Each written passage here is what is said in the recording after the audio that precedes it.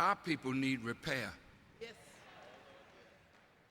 We need repair from 310 years of chattel slavery, where black men were forced to be studs, to make black women pregnant, to make more slaves for the slave master.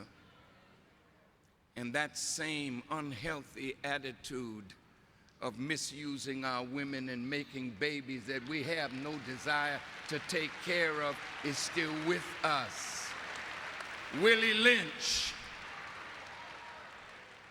who gave the ways that we could keep being divided so that they could rule us for 1,000 years, that sickness is still with us. No one man can rise above the condition of his people. Amen.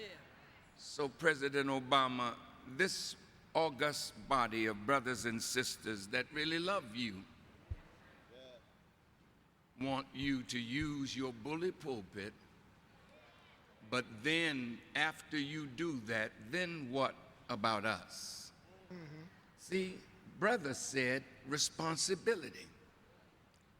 Is it that we should let them take responsibility to do for us, or should we pool the knowledge that's at the table, the power that's in our community, the wealth that's in our community to change the harsh reality of black life in America? He can create an atmosphere. That's what it is. But we have to do the job of fulfilling the black agenda.